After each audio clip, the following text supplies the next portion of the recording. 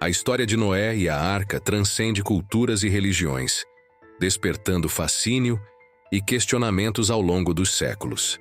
A Bíblia descreve Noé como um homem justo, escolhido por Deus para preservar a criação em meio a um desastre sem precedentes: o dilúvio. Mas será que o dilúvio foi apenas uma alegoria espiritual ou um evento histórico real?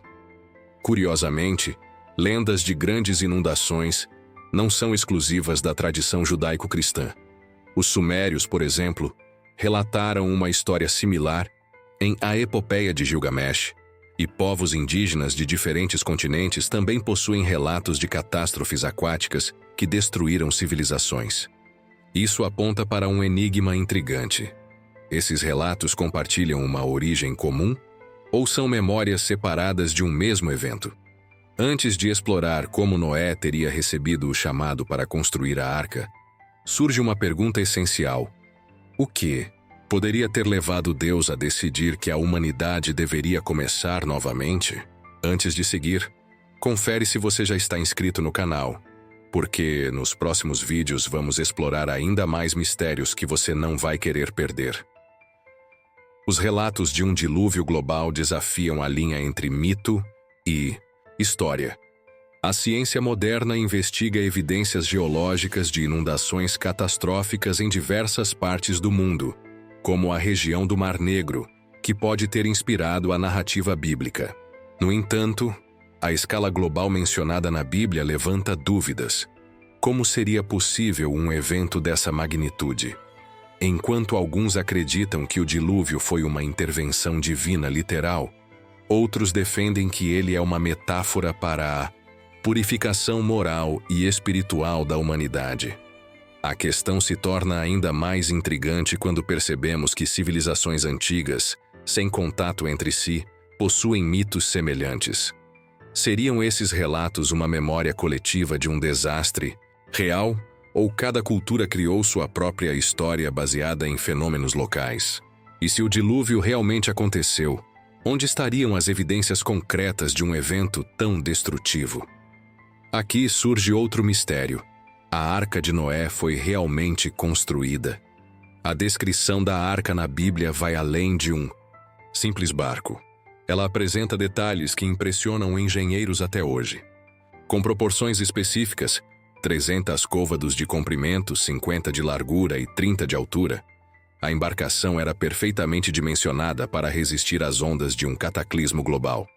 Mas como Noé, vivendo em tempos tão antigos, teria a capacidade de construir algo tão avançado? Algumas teorias sugerem que ele foi guiado por inspiração divina, enquanto outras apontam para o uso de conhecimentos tecnológicos que podem ter sido perdidos ao longo dos séculos. A escolha do material, madeira de gofer, também é um mistério, já que sua identificação exata se perdeu no tempo. Além disso, como Noé lidou com a logística de abrigar e alimentar os animais? Seria a arca apenas uma metáfora, ou ela realmente existiu como uma obra de engenharia incomparável? Esse é apenas o começo das questões que cercam essa narrativa épica. A imagem de Noé, reunindo pares de cada espécie, é um dos aspectos mais fascinantes da narrativa da Arca. Mas como isso seria possível em um mundo sem os recursos logísticos que temos hoje? De onde vieram os animais de regiões distantes, como cangurus da Austrália ou pinguins da Antártida? Alguns estudiosos sugerem que essa parte da história pode ser simbólica, representando a preservação da biodiversidade em tempos de crise. Outros defendem que a seleção não foi aleatória, mas baseada em características específicas que garantiriam a sobrevivência de cada espécie após o dilúvio. Ainda mais intrigante é o conceito de animais puros e impuros, uma distinção que levanta questões sobre a relação espiritual entre os humanos e o mundo natural. E o que aconteceu com as espécies que não entraram na arca? Poderiam essas criaturas estar relacionadas a mitos de animais extintos ou lendários? A missão de Noé parece mais complexa do que uma simples coleta de pares. A viagem de Noé na arca não foi apenas física, mas também emocional e espiritual.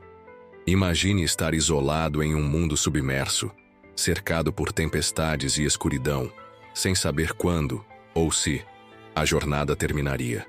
A Bíblia descreve chuvas, incessantes por 40 dias e 40 noites, mas o tempo total que a arca permaneceu à deriva foi muito maior. Como Noé e sua família sobreviveram ao desgaste psicológico de uma experiência tão desoladora? E o que dizer dos animais? Teriam eles permanecido em um estado de tranquilidade induzido por forças divinas ou pela própria natureza? Há também relatos de milagres durante a travessia, como sinais no céu que guiaram a arca em sua jornada. No entanto, esses detalhes alimentam um novo mistério. Se a arca foi realmente guiada por uma força superior, qual era o propósito final dessa jornada tão prolongada?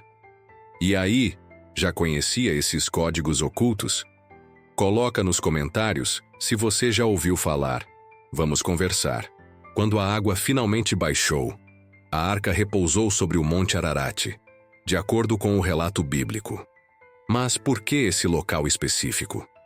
Relatos históricos e testemunhos modernos falam de estruturas misteriosas nas encostas da montanha, sugerindo que partes da arca podem ter sobrevivido até hoje. No entanto, nenhuma evidência definitiva foi encontrada, apesar das inúmeras expedições ao longo dos séculos. Por que essas tentativas continuam fracassando? Alguns acreditam que o gelo e as condições extremas do local protegem os possíveis vestígios, enquanto outros suspeitam de uma ocultação intencional, talvez para preservar o mistério ou evitar conflitos entre ciência e religião. Além disso, algumas tradições sugerem que a arca não pousou no Ararat, mas em outra montanha próxima. O que sabemos com certeza é que o Monte Ararat continua sendo um símbolo de mistério, esperança e intriga. Mas, se a arca está lá, por que ela ainda não foi encontrada? Por séculos, a humanidade tem se perguntado: onde está a Arca de Noé? Diversas expedições se aventuraram pelas montanhas do Ararat, citadas na Bíblia como o local onde a embarcação repousou após o dilúvio. No entanto, nenhuma evidência concreta foi confirmada. Fotografias tiradas por aviões durante a Segunda Guerra Mundial, imagens de satélite modernas e relatos de exploradores locais apontam para a existência de estruturas misteriosas enterradas no gelo. Mas por que, com toda a tecnologia atual, a localização da arca ainda permanece um mistério?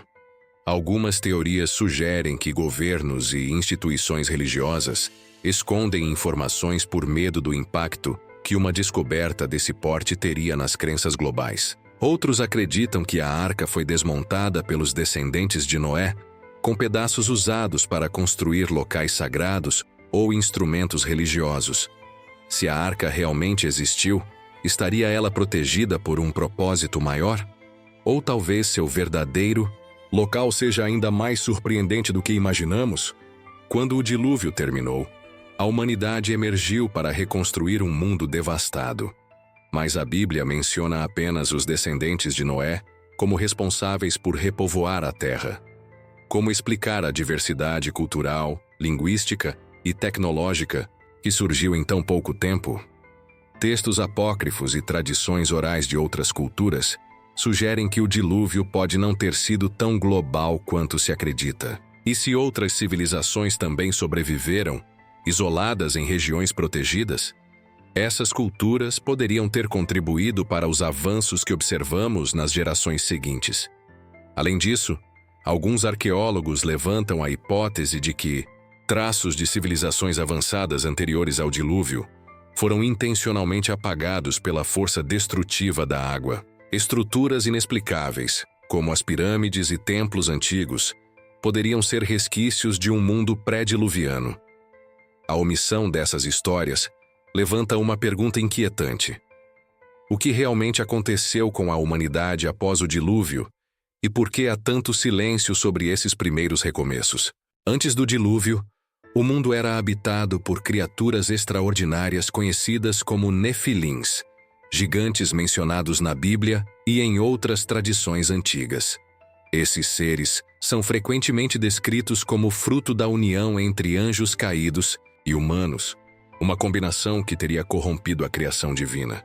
Mas o que aconteceu com eles durante o dilúvio? A narrativa bíblica sugere que o evento foi uma forma de purificar o mundo dessa corrupção. Mas há indícios de que nem todos os nefilins foram destruídos. Relatos históricos e mitos de diversas culturas falam de gigantes que existiram muito tempo após o dilúvio, construindo monumentos e deixando rastros de sua existência. Se esses seres realmente sobreviveram, onde estão agora? Ou melhor, será que as histórias sobre os nefilins não seriam metáforas para algo ainda mais sombrio que Deus tentou apagar? A presença deles desafia tudo o que sabemos sobre a criação e a ordem divina. Vamos continuar, mas antes, percebi que você ainda não deixou o like. Se está gostando do conteúdo, já clica no joinha. A destruição trazida pelo dilúvio não foi apenas física, mas também cultural. Histórias antigas indicam que vastos conhecimentos podem ter sido perdidos para sempre.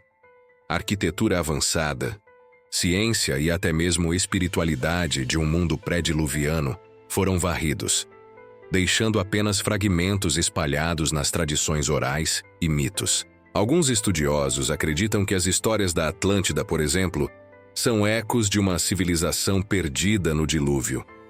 Mas, curiosamente, certos avanços tecnológicos reapareceram rapidamente nas civilizações pós-diluvianas, como se algum grupo tivesse mantido esse conhecimento.